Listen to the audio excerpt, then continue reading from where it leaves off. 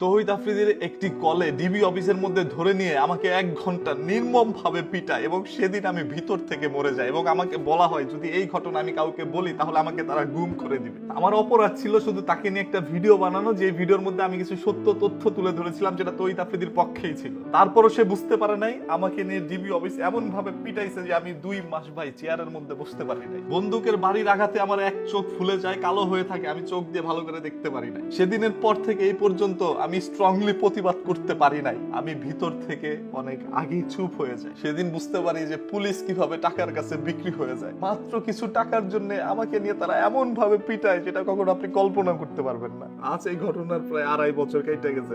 এক এক করে সবাই মুখ খোলা শুরু করছে, কাদের কাদের সাথে এরকম কাজ করছে। এখন সবাই সব সত্যটা বলে দিচ্ছে। কথায় আছে না, আল্লাহ ছাড় দেয় তবে ছেড়ে দেয় না। আমি তৌহিদ আফ্রিদিকে মাফ করে দিছি, কিন্তু আল্লাহ তাআলা কিন্তু মাফ করে নাই। আজ থেকে 2.5 বছর আগে আমি তৌহিদ আফ্রিদিকে নিয়ে একটা ভিডিও বানাই, যেই ভিডিওর মধ্যে আমি কিছু সত্য তথ্য আপনাদের সামনে তুলে ধরেছিলাম। সেই ভিডিওটি তৌহিদ আফ্রিদি মেনে নিতে পারে নাই, যার কারণে তার টিমমেট থেকে প্রথমে রাহি আমাকে একটা ফোন দেয়, দিয়ে বলে যে ভাই আপনি কি ভিডিও বানাইছেন, আফ্রিদি ব্রো তো খুব রাগান্বিত হয়ে গেছে। আমি বললাম ভাই আমার যদি কোনো ভুল থাকে আপনি বলেন, আমি তাড়াতাড়ি ভিডিওটা ডিলিট করে দিই। পরে বললো না, ব্রো যতক্ষণ না বলবে ততক্ষণ ওই ভিডিওটা ডিলিট করতে পারবেন না। তো আমিও আশায় আছি যে কখন আফ্রিদি বলবে ভিডিওটা ডিলিট করতে, আমি ডিলিট করে দিব। দুপুরবেলা ফোন দিল তার টিমমেট থেকে জাকারিয়া। সে ফোন দিয়ে বলল যেহেতু আপনি একটা ভিডিও বানায় ফেলছেন, আপনি একটু ডিবি অফিসে আসেন, আপনি ওইখানে এসে একটা মুসলেখা দিয়ে যান যে আর কোনোদিন এই ধরনের ভিডিওগুলো বানাবেন না। তো আমি চিন্তা করলাম যেহেতু পুলিশ ডাকাইছে ডিবি অফিসের মধ্যে, সেহেতু আর কোনো ঝামেলা নাই, পুলিশের সামনে তো আর আমাকে মারধর করতে পারবে না। এই চিন্তা করে আমি ডিবি অফিসে যাই এবং যাওয়ার সময় আমার পরিচিত যত ভাই ব্রাদার ছিল আমি সবাইকে ফোন দিছি, ভাই আমাকে তো ডিবি অফিসে ডাকাইছে, আমি কি করব?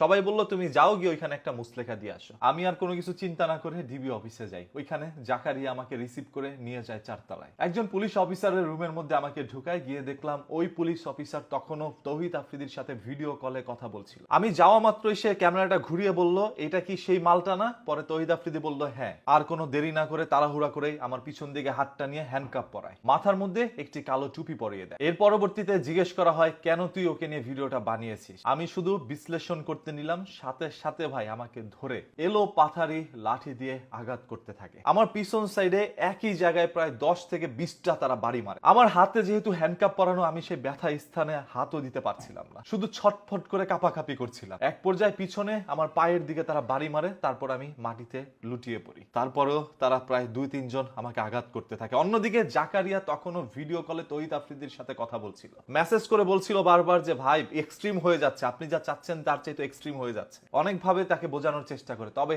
তারপরও পুলিশ অফিসার মানে নাই। সে আমাকে আঘাত করতে থাকে এবং এক পর্যায়ে অন্য একটি রুমের মধ্যে আমাকে নিয়ে যায়। নিয়ে যাওয়া অবস্থায় বলছিল ওকে গুম করে দিব, একটা বস্তা রেডি কর, ওকে বস্তার মধ্যে ভরে কোথাও নিয়ে ফেলে দিয়ে আসবো। আমি তখন প্রচন্ড পরিমাণ ভয় পাই। পরে অন্য একটি রুমের মধ্যে নিয়ে আমার হাঁটুর মধ্যে বাড়ি দিয়ে আমাকে ধরেন এই যে এইভাবে, আমার তো বাধা, আমাকে এইভাবে বসায়।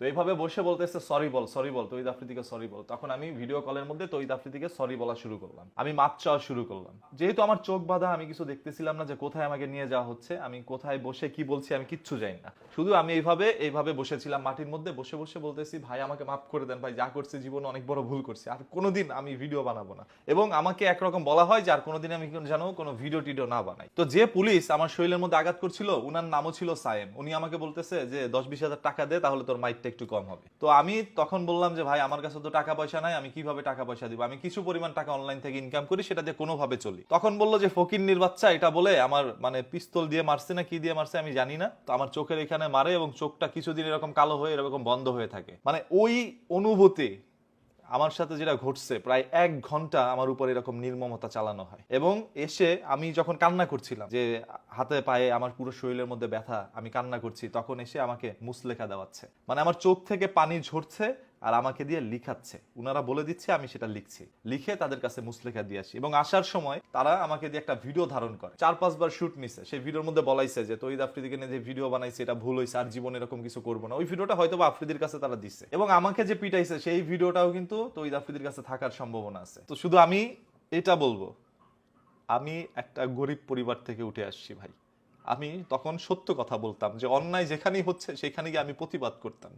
তো আমি চিন্তা করি নাই কোনোদিন যে এই প্রতিবাদ করতে গেলে এই সামান্য একটা ভিডিওর জন্য নিয়ে আমাকে ডিবি অফিসের মধ্যে অন্যায়ভাবে আমাকে এইভাবে পিটাবে। ভাই আপনি একবার জাস্ট এইটা চিন্তা করেন, আমার নামে কোনো অভিযোগ নাই, আমার নামে কোনো মামলা নাই। অনলাইনে অসংখ্য কন্টেন্ট ক্রিয়েটর আছে, তাদের ব্যাড সাইডও আছে। তো আমাকে নিয়ে দেখেন তো কোনোদিন কোনো ব্যাড সাইড আপনারা পাইছেন কিনা, আমার কোনো লিঙ্ক ভাইরাল হয়েছে কিনা আজ পর্যন্ত। আমি সবসময় চিন্তা করছি যে আমার ক্যারিয়ার সবসময় ভালো রাখতে হবে, ভালো কাজ করতে হবে, যাতে করে জনগণ আমাকে ভালো বলে। বাংলাদেশে অনেক কন্টেন্ট ক্রিয়েটর আছে ভাই, সত্য কথা কয়জনকে বলতে দেখছেন? কারণ সত্য কথা তারা বলতে পারে না, বললেই তাদের অবস্থা এরকম ভয়াবহ হয়। আমাকে ডিবি অফিসের মধ্যে যখন নেওয়া হয়েছে, আমি যখন হ্যান্ডকাপটা পিছনে আমার বাধা হয়েছে ডিবি অফিসের, তখন আমি জাস্ট চিন্তা করতেছি যে আমি কি বড় অন্যায় করছি, আমি অনেক বড় ক্রিমিনাল। আমার নামে কোনো জিডি নাই, আমার নামে কোনো মামলা নাই, কোনো অভিযোগ নাই, কে ডাকাইলো, কি কারণে করলো, আর একজন পুলিশ অফিসার সে কিভাবে আমার গায়ের মধ্যে হাত তুলে কোনো অভিযোগ ছাড়া। এবং আমার সামনে একটা খাতা নিয়ে লিখতেছে, মানে 7টা-8টা মামলা লিখে ফেলছে। আমি জামাত শিবির করি, আমি হুজুরদের পক্ষে কথা বলি, আমি এইটা ওইটা জঙ্গি, কত কিছু বলছে তারা।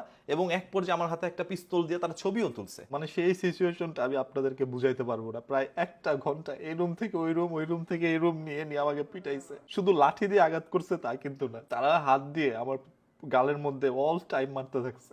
কে মারছে, কি করছে আমি জানি না ভাই। আমার সাথে কি ঘটছে আমি আজ অব্দি কাউকে এই বিষয়টা বুঝাইতে পারি নাই। আমি কখনো আমার অনুভূতি আমি শেয়ার করতে পারি নাই।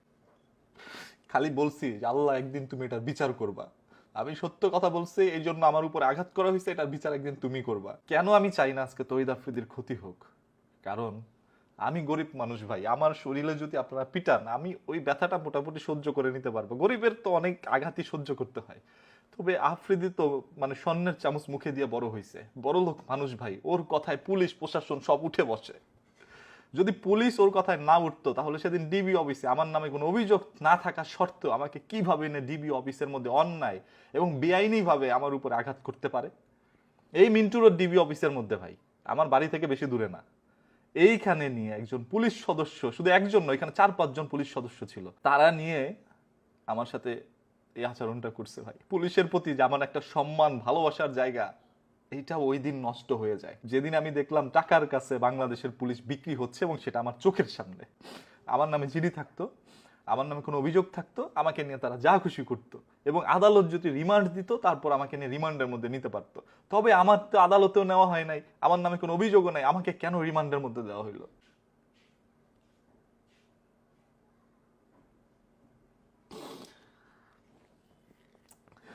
এরপরে প্রায় 1 মাস কেটে যায়। কেটে যাওয়ার পরে তহিদ আফ্রিদি আমাকে ফোন দিয়ে বলে, তুই কেন ভিডিও বানাচ্ছিস না? মানুষ ভাববে যে তোকে নিয়ে আমি কিছু করছি, এই জন্য তুই ভিডিও বানাচ্ছিস না, তুই কালকে থেকে ভিডিও বানা। আমি বললাম যে ভাই আমি আর জীবনে কোনোদিন ভিডিও বানাবো না, আমি এই লাইন ছেড়ে দিব ভাই, প্রয়োজন আমি রিক্সা চালায় খাবো। পরে বললো না, তোর ভিডিও বানাইতে হবে। এর পরবর্তীতে এসে আমি ভিডিও বানাইলাম। একদিন তহিদ আফ্রিদি আমাকে ফোন দেয়, দিয়ে বলে যে তুই আমার বাসায় আয়, তোর সাথে কথা আছে। তো আমি মানে তার বাসায় গেলাম, যে যাক জীবনে একবার তো মাইর খেয়েছি, গেলে হয়তো আবার মারবে, চিন্তা এই ভাব নিয়ে, মানে মনের মধ্যে এই চিন্তা নিয়ে আমি গেছি। তো তার বাসায় যাওয়ার পরে সে আমার সাথে বসে প্রায় 1 ঘন্টা, তার বারান্দার মধ্যে বাসায় বসে আমার সাথে কথা বলে গুলশান 2-এর মধ্যে। তো সেইখানে অনেক কথার মাঝখানে বুঝতে পারলাম যে না, সে অনুতপ্ত খুব। এর পরবর্তীতে তার রুমের মধ্যে আমাকে, তার বেডরুমে আমাকে নিয়ে যায়, নিয়ে ওইখানে ভালোভাবে আচার আচরণ করে। তার সাথে আমার একটা ভিডিও আছে, একটা ছবিও আছে। তো চিন্তা করলাম যেহেতু ছেলেটা অনুতপ্ত, সেহেতু মন থেকে আমি তাকে ক্ষমা করে দিই। হ্যাঁ, আমি তাকে আমার মন থেকে সেদিনই ক্ষমা করে দিছি। এরপরে তহিদ আফ্রিদির সাথে মাঝে মাঝে আমার কথা হইতো। সে আমাকে সবসময় বলতো যে তোমার কোনো বিপদ, তুমি কি কোনো কষ্টে আসছো, তোমার কি টাকা পয়সার দরকার, মানে কি প্রবলেম তোমার, তুমি আমাকে বলো, আমি তোমাকে সাহায্য করতে চাই। মানে আমি কোনোদিন তার কাছে সাহায্য চাইনি, এবং আল্লাহ তাআলাকে বলছি, আল্লাহ তুমি আমাকে এমন কোনো বিপদ দিও না যাতে করে তহিদ আফ্রিদির কাছে গিয়ে আমার সাহায্য চাইতে হয়। আমি এটা বলবো যে তহিদ আফ্রিদি অনুতপ্ত হয়েছিল, এবং পরবর্তীতে তার সাথে যখন আমি মিলে যাই তারপর থেকে সে আমার অনেক উপকার করতে চেয়েছে। কারণ সে আমার সাথে আর কোনোদিন কোনো দুর্ব্যবহার করে নাই, কোনো ক্ষতিও করার চেষ্টা করে নাই, সবসময় উপকার করার চেষ্টা করছিল। তো একজন মানুষের যখন টাকা পয়সা হয় বা ক্ষমতা থাকে, সেটার অপব্যবহার যখন করে, তখন আল্লাহ তাআলা সহ্য করে না, আর সেটার বিচার একদিন আল্লাহই করে, যেটা আপনারা দেখতে পাচ্ছেন ভাই। এই যে তহিদ আফ্রিদিকে যে গ্রেপ্তার করা হয়েছে, বা তার বাবাকে যে গ্রেপ্তার করা হয়েছে, আমি বুকে হাত দিয়ে বলতে পারি এটা শুধুমাত্রই তারা ডিসিপ্লিন দেখাইছে, যে গ্রেপ্তার করতে হবে এই জন্য করছে। এই 2 দিন পরে তহিদ আফ্রিদি আবার ফেরত আসবে, এসে তার আগের জায়গায় বসবে। এখন বিএনপি আসুক, আওয়ামী লীগ আসুক, এনসিপি আসুক, বা যে কোনো দল ক্ষমতায় আসুক না কেন, আফ্রিদির ক্ষমতা সেম আগের জায়গায় যাবে। এবং সে যদি পরিবর্তন না হয়ে আসে, সে যদি চায় যে এই সকল কন্টেন্ট ক্রিয়েটরদেরকে আবার ধরে নিয়ে আসবো যারা আমার বিপক্ষে কথা বলছে, সেটা তার দ্বারা সম্ভব, এবং আবারও হয়তো আমাদেরকে ধরে নিয়ে যাবে। পরবর্তীতে এই মুখ খোলা সাহসটুকু আর কোনোদিন আমরা নাও পাইতে পারি। এটাই সত্য কথা ভাই। এই বড় লোকদের সাথে কোনোদিন আমরা ফকিন্নি গরিব এরা কোনোদিন পারবে না। টাকাওয়ালার সাথে টাকাওয়ালারাই পারে। আমি ছোটবেলা থেকে কখনো গ্যাঞ্জাম মারামারি পছন্দ করি নাই, তবে এই প্রথম জীবনে কেউ একজন আমাকে নিয়ে এরকম ভাবে পিটায়। আমি সেই পুলিশ অফিসারের নামটা এখন মনে করতে পারতেছি না, সেই রকম একটি কাজ করেছে। এরকম তার বিরুদ্ধে আরো অনেক অভিযোগ আছে যে তৌহিদ আফ্রিদির ফোন কলেই সেই রকম কাজ আরো করেছে। সো এই পুলিশ অফিসার গুলো যদি টাকা খেয়ে মানুষের উপর এরকম অন্যায় অত্যাচার করে এবং সে জানে এটা একটা বেআইনি কাজ, যে এই ছেলেটাকে আমি ডিবি অফিসের ডাকায় যে পিটাচ্ছি এটা একটা বেআইনি কাজ, এই বেআইনি কাজটা করার ফলে এটা যদি সে গিয়ে প্রকাশ করে তাহলে আমার চাকরিও যাইতে পারে, আমার বিরুদ্ধে মামলা হইতে পারে। তবে তৎকালীন সরকার হয়তো বা কিছুই করতো না, বরংস তারা আমাকে নিয়ে গুম করে দিত। যেটা মুখ দিয়ে বলছে এটা বাস্তবে করতো। আপনি জানেন এই কথাটা আমি কতবার বলতে চাইছি। আমার তৌহিদ আফ্রিদির উপরে কোনো ক্ষোভ নাই ভাই, আল্লাহর কসম করে বলতেছি আমার তার উপরে কোনো ক্ষোভ নাই। আমি শুধু সেই পুলিশের কথাটাই আপনাদের সামনে বলতে চেয়েছিলাম যে আমার উপরে অন্যায় অত্যাচার করেছে। একজন মানুষ আপনাকে টাকা দিছে, আপনি টাকা খাইছেন, আমাকে নিয়ে দুইটা থাপ্পড় দিতে পারতেন, তবে আমাকে কি করলেন আপনারা? এক সময় বলে যে সে আমার পুরুষাঙ্গ কেটে দিবে যাতে করে আমি আর কোনোদিন আমার বউর সাথে সহবাসও করতে না পারি। এবং যে খারাপ গালিগুলো তারা দিছে, মানে একটা ভালো কথা তারা বলে নাই, শুধু গালির উপরে আমার রাখছে 1 ঘন্টা। এত মানে একজন পুলিশ কর্মকর্তা এত খারাপ গালি দিতে পারে, আপনারা সেটা কোনো ধারণা আপনাদের নাই। আমি কোনোদিন এই সকল কথাগুলো বলি নাই, কারণ আমাকে সবসময় আমার পরিবার মা বাবা চুপ করে রাখছে যে দেখ তোর কিছু হইলে আমরা তোকে বাঁচায় আনতে পারবো না, ওই সামর্থ্য আমাদের নাই। আমার মা বাবা সবসময় আমাকে নিয়ে ভয় পায়। এখন পর্যন্ত আমি যদি রাস্তার মধ্যে বেরোই তাহলে বারবার ফোন দেয় যে কি হয়েছে, এত রাত হইতাছে কেন, দেরি হইতাছে কেন, কারণ ভাবে আবার উনি ধরে নিয়ে গেছে ডিবি অফিসে আমাকে। আমি যেদিন বাসার মধ্যে আসি আমার এই চোখ বন্ধ, আমার 2 গাল লাল হয়ে আছে, হাতের আঙুলগুলো বসে আছে, এবং আমার যে পিছন সাইডে মানে কিভাবে বলবো আপনাদের, পুরো এই সাইড আমি চেয়ারও বসতে পারিনি ভাই। আমি প্রায় 2টা মাস চেয়ারে বসতে পারিনি। এখন অব্দি আমার নাক দিয়ে ব্লিডিং হয়। আপনারা জানেন কয়দিন পর পর আমি ভিডিও করে বলি যে ভাই আমার নাক দিয়ে রক্ত পড়ে। কই থেকে পড়ে? এইখানেই তো তারা মারছে ভাই। তৌহিদ আফ্রিদি পরবর্তীতে তার অনুতপ্ততা প্রকাশ করেছে এবং তিনি বলেছিল যে তার ভুল হয়েছে। সো আমি মন থেকে তাকে ক্ষমা করে দিই এবং তার সাথে আমার একটা ভালো আন্ডারস্ট্যান্ডিং হয়। পরবর্তীতে আমি তার ভালো কিছু কাজের দিকগুলো ভিডিওর মাধ্যমে প্রকাশ করি মানুষের সামনে, মন থেকেই করি যে ছেলেটাকে আমার ভালো লাগছে, সে অনুতপ্ত। একজন মানুষ ভুল করে যখন সে ভুল স্বীকার করে সেটা হচ্ছে বড় বিষয়। তো আজকে তার এই দুর্দিনে এসে আমি তাকে লাথি মারবো, মানে যে হাতি গর্ত পড়লে পিঁপড়াও এসে লাথি মারে, আমি ওরকম ছেলে না। আমি তার জন্য দোয়া করি মহান আল্লাহ তাআলা তাকে সুস্থ সবল ভাবে আগের জায়গায় ফিরে আসুক। তো আপনারা যদি আমার কাছ থেকে আরো কিছু জানতে চান ভাই, আর কিছু নেই, আমি সবকিছু একদম ক্লিয়ার করে দিছি। আমার সাথে যা ঘটছে আমি বলে দিছি, আর আমার কাছে গোপন কিছু নাই।